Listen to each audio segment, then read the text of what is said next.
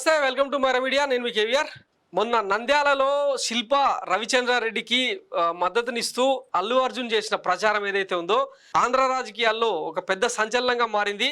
ఒకవైపు తన మామ పవన్ కళ్యాణ్కు కేవలం అంటే పిఠాపురంలో పోటీ చేస్తున్న పవన్ కళ్యాణ్కు ట్వీట్ వేసి వదిలేసిన అల్లు అర్జున్ ప్రచారానికి వెళ్ళకపోగా నంద్యాలలో తన క్లోజ్ ఫ్రెండ్ అయిన శిల్ప రవిచంద్రారెడ్డి ప్రచారం కోసం వెళ్ళిన అల్లు అర్జున్ మీద ఈరోజు టాలీవుడ్లో అలాగే రాజకీయ వర్గాల్లో పెద్ద ఎత్తున ఫ్యాన్ వార్ జరుగుతుంది. ముఖ్యంగా మెగాభిమానులందరూ కూడా అల్లు అర్జున్ను టార్గెట్ చేసి రకరకాలుగా ట్రోల్స్ చేస్తున్న పరిస్థితి నెలకొంది.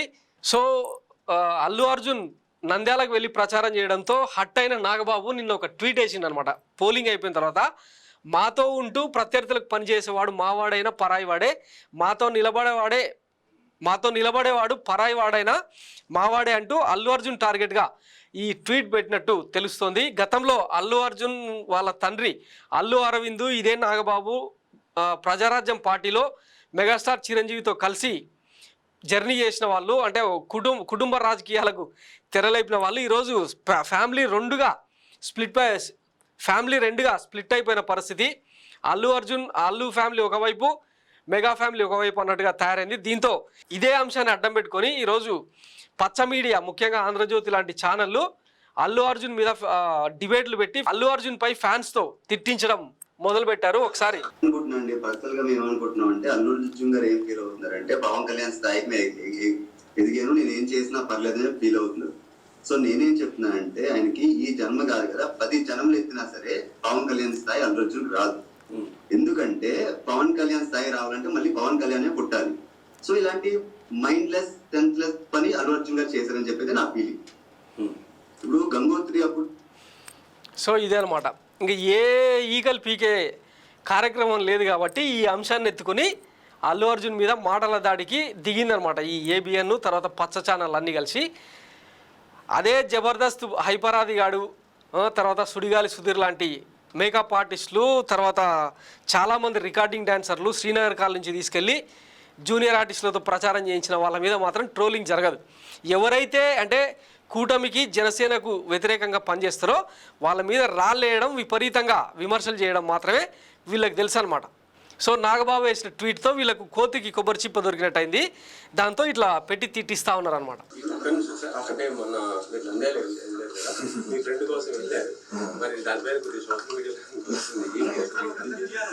Firstly, I would like to tell I am not politically aligned with any party అండి. నాకు అఫీషియల్గా ఏ పార్టీతో సంబంధం లేదు. I'm neutral to all parties.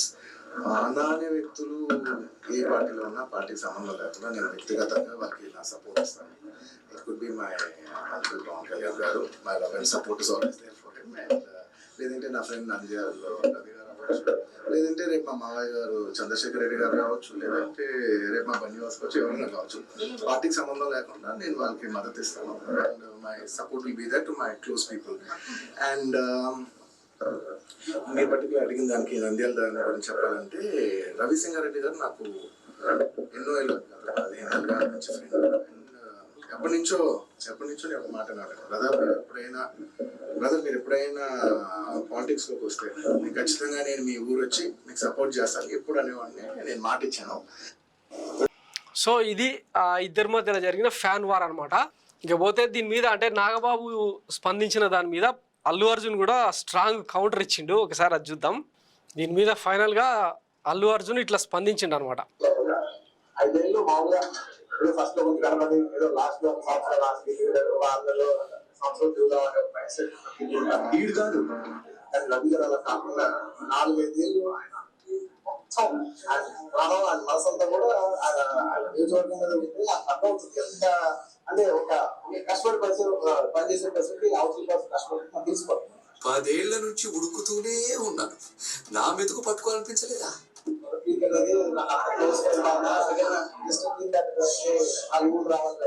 ఆయనకి మీరు విలువలు ఇవ్వరంటేగా మీ దృష్టిలో ఆయన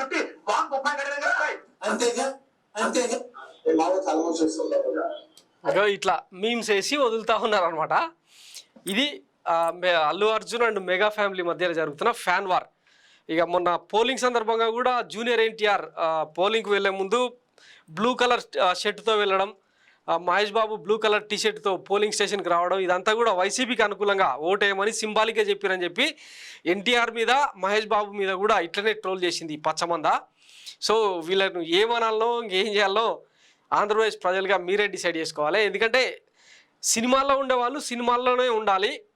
ఒకవేళ పాలిటిక్స్లోకి వస్తే ఫుల్ టైం పాలిటిక్స్ చేయాలన్నది ఒక నిబంధన. పవన్ కళ్యాణ్ కూడా ఎప్పుడు అంటే సీరియస్ పాలిటిక్స్ చేసింది లేదు.